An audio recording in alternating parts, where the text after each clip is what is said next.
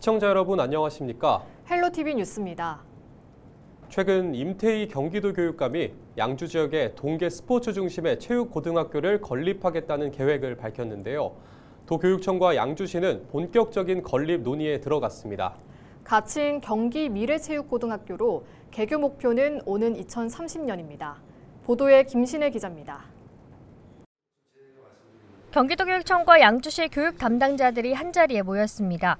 경기북부 체육고등학교 건립 추진 사항을 논의하기 위해서입니다. 지난 16일 임태희 경기도 교육감이 양주 지역의 동계 스포츠 중심의 체육고등학교를 짓겠다고 발표한 지 닷새 만입니다. 본격적으로 학교 건립을 위한 논의가 시작된 겁니다. 가급적이면 이제 균형을 맞춰서 북쪽의 아이들도 그런 교육의 혜택을 받을 수 있도록 하자라는 것으로 해서 경기 북쪽에 하는 것으로 하였고, 그 중에서 이제 양주가 스케이트장 유치를 하니까 그거와 함께 하면 체고를 설립하면 훨씬 더 시너지 효과가 있을 것이다라는 생각으로.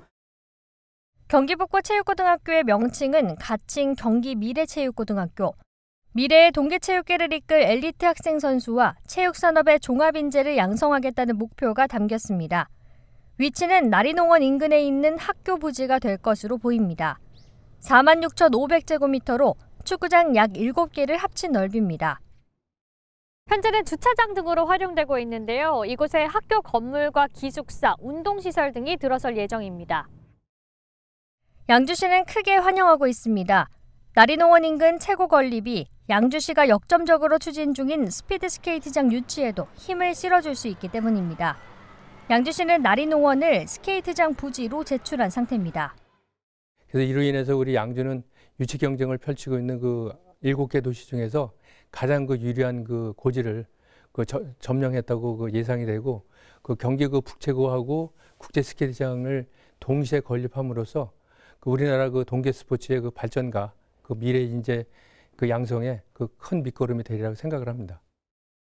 가칭 경기 미래체육고등학교의 개교 목표는 2030년 3월. 경기도교육청은 다음 달 TF팀을 구성하고 내년까지 중앙투자심사 등 사전 절차를 마무리한 뒤 오는 2027년부터 공사에 들어간다는 계획입니다. 헬로티비 뉴스 김신혜입니다. 설 명절을 앞두고 전통시장이 모처럼 활기를 찾고 있습니다. 그동안 경기 불황으로 어려움을 겪었지만 명절 대목을 맞아 손님들의 발길이 이어지면서 상인들의 얼굴에도 웃음꽃이 피었습니다. 명절 정취가 풍기는 전통시장을 김호 기자가 다녀왔습니다. 설 대목을 맞은 전통시장이 손님들로 북적입니다. 물건을 팔기 위한 상인들의 목소리가 시장 곳곳에서 울려 퍼집니다. 자, 꽃게라 오징어 마무리입니다. 자, 동태포 4팩 받으시게요. 자, 딸기 2팩 15,000, 블루베리게 2팩에 3,000. 제수용품을 사기 위한 손님들의 발길로 점포마다 문전성시입니다. 여기저기 들리는 상인과 손님의 흥정 소리는 전통시장만이 갖고 있는 정겨움입니다. 단감 몇 개 얼마예요? 8개 5,000원. 아, 그래요? 단감 좋은 거예요? 아, 예. 오랜만에 만나는 가족과 친지들에게 좋은 음식을 내놓기 위해 과일이며 생선을 정성스럽게 고르고 또 고릅니다.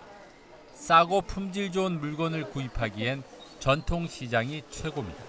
대형 마트도 많이 가보고 전통시장을 많이 와봤는데 일단 가격이 저렴하고요. 그러니까 신선도도 괜찮고, 그리고 일반 월급 받는 사람은 이때 훨씬 대형마트 이게 훨씬 낫죠. 노릇노릇 붙여진 전과 따끈한 호떡, 모락모락 김이 나는 계란빵은 전통시장의 맛을 더해줍니다.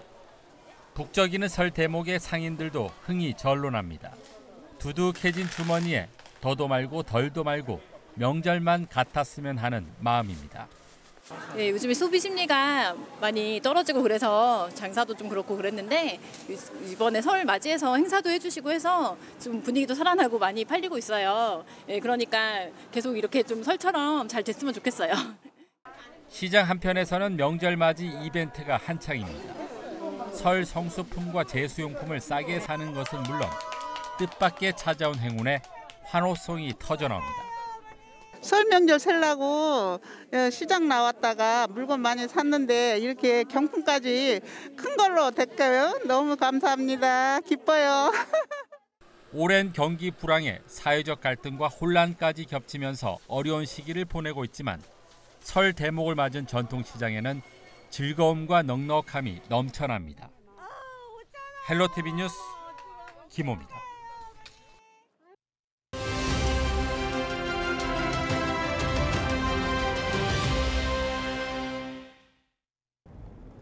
백일해와 마이코플라즈마에 이어 최근에는 A형 독감이 기승을 부리고 있습니다. 연이어 발생하는 전염병에 걱정 많으실 텐데요.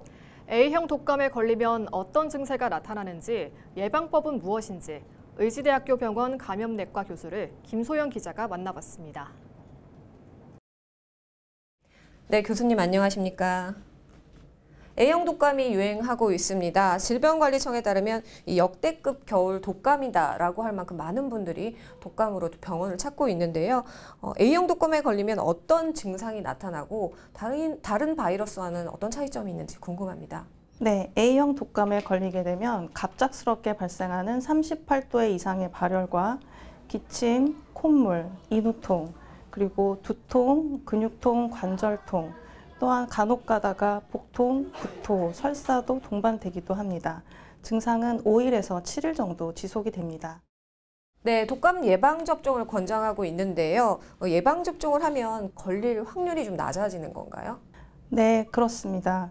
독감 예방접종을 하게 되면 항체 형성 시까지 2주 정도가 소요가 되고, 독감 예방접종을 한 후에 독감에 걸릴 확률을 70에서 많게는 90%까지 낮춰줄 수 있습니다. 혹여 독감 예방접종 후에 독감이 걸린다고 하더라도 중증으로의 진행을 줄여줄 수 있기 때문에 접종을 권고드립니다. 또한 현재 접종할 수 있는 독감 예방접종은 3가와 4가 두 가지가 있는데요. 3종류 혹은 4종류의 독감을 예방해 줄 수 있기 때문에 내가 이번에 독감에 걸렸다고 하더라도 다른 종류의 독감에 걸리는 것을 예방하기 위해서 컨디션이 회복된 후에 접종하실 것을 권고드립니다. 네, 점점 독감 환자가 늘어나고 있습니다. 이 전염성이 또 굉장히 강력한 걸로 보이는데 얼마나 전염이 잘 되나요? 네, 독감의 전염성은 매우 강해서 빠르게 전파될 수 있습니다. 특히 겨울철에 실내 환기가 잘 되지 않고 많은 사람들이 모이는 환경에서는 전파가 빠르게 일어날 수 있습니다. 전염성이 강한 만큼 개인 위생도 또 철저해 보이는데요. 주의사항은 무엇일까요?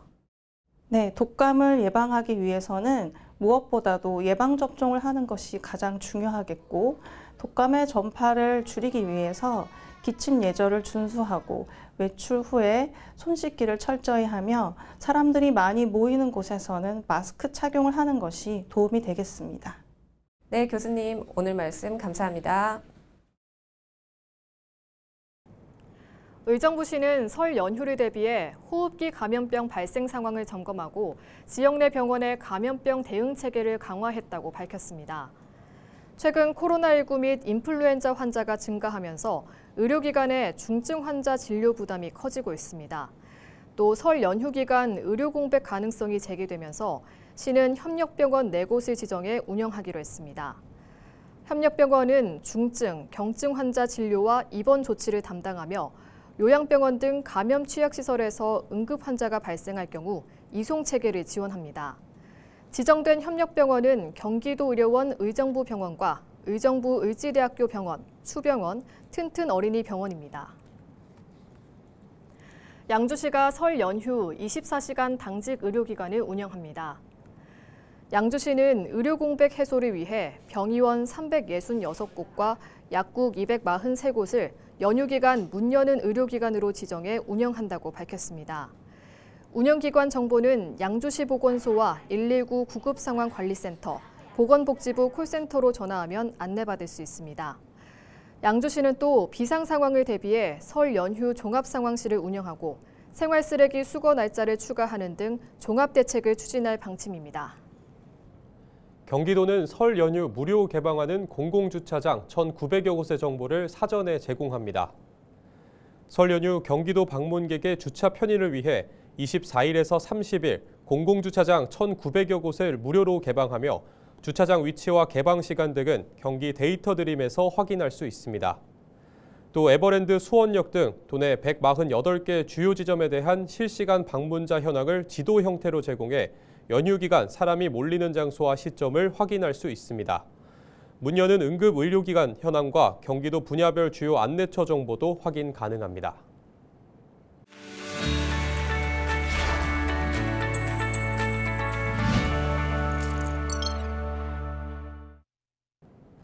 한 주간 우리 지역 국회의원들의 활동 상황 살펴보는 국회는 지금입니다.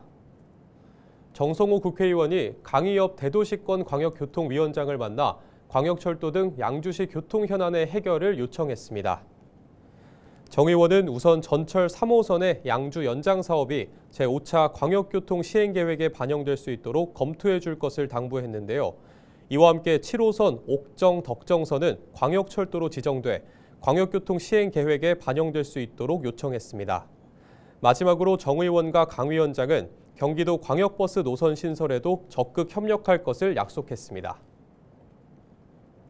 박지혜 국회의원이 이화여대 한국여성연구원과 함께 지난 22일 국회의원회관에서 먹거리 유통산업 탄소 감축 로드맵 마련을 위한 정책 토론회를 개최했습니다. 토론회에서는 먹거리 유통산업 관련 해외 각국의 탄소 배출 감축 노력 등을 소개했는데요. 특히 토론자로 나선 전문가들은 실질적인 탄소 감축 방안에 대해 논의했습니다. 박 의원은 대형마트로 대표되는 먹거리 유통산업은 구체적인 탄소 중립 계획을 공개조차 하지 않고 있다며 먹거리 유통산업을 포함해 전 산업 분야에 걸쳐 실효성 있는 탈탄소 지원 방안이 마련되도록 노력하겠다고 말했습니다. 이재강 국회의원이 미군 공여구역법 개정안과 지방분권균형발전법 개정안을 대표 발의했다고 24일 밝혔습니다. 미군 공여구역법 개정안은 반환이 완료된 미군 반환공여지가 빠르게 개발될 수 있도록 국토부 장관이 우선적으로 개발 제한구역 해제를 검토할 수 있다는 조항을 담고 있는데요. 지방분권균형발전법 개정안은 수도권 내 인구 감소 지역과 접경 지역뿐만 아니라 주한미군 공여구역 주변 지역도 기회발전특구로 지정될 수 있도록 가능성을 열어놨습니다.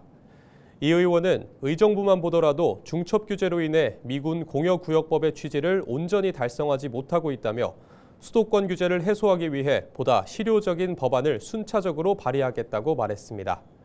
지금까지 국회는 지금이었습니다.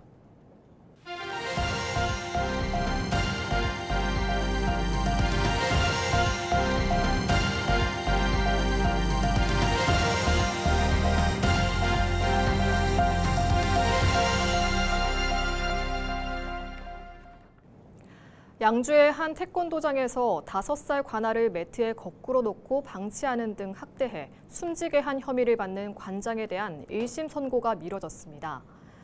의정부지법은 관장 A씨의 아동학대 추가 범행에 대한 검찰 측 기소로 1심 선고를 미루고 사건을 병합해 변론을 재개했다고 밝혔습니다. 검찰은 A씨가 2024년 5월부터 7월까지 약 3개월 동안 아동 26명의 볼을 꼬집는 등 124차례 학대를 했다고 설명했습니다. 피고인 측은 기본적인 학대 혐의는 인정하지만 미세하게 사실과 다른 부분이 있다고 주장한 것으로 전해졌습니다. 재판부는 A씨에 대한 추가 구속영장을 발부하고 3월 6일에 열릴 다음 공판에서 추가 사건에 대한 조사를 진행할 방침입니다. 설을 앞두고 소비기한이 지난 제품을 보관하는 등 관련 법령을 위반한 식품 제조 판매업소가 경기도 특별사법경찰단에 적발됐습니다. 도 특사경은 지난 6일부터 17일까지 도내 식품 제조 가공업체와 중대형 마트 등 360곳을 대상으로 집중 수사를 한 결과 27건의 불법 행위를 적발했다고 24일 밝혔습니다. 이러한 불법 행위는 매년 명절 때마다 반복되어 도민의 먹거리 안전에 큰 위협이 되고 있습니다. 경기도는 설 명절을 맞아 도민이 안심하고 식품을 소비할 수 있도록 적발된 업체들에 대해서는 관련법에 따라 강력히 처벌하고 이상으로 뉴스를 마칩니다. 시청해주신 여러분 고맙습니다.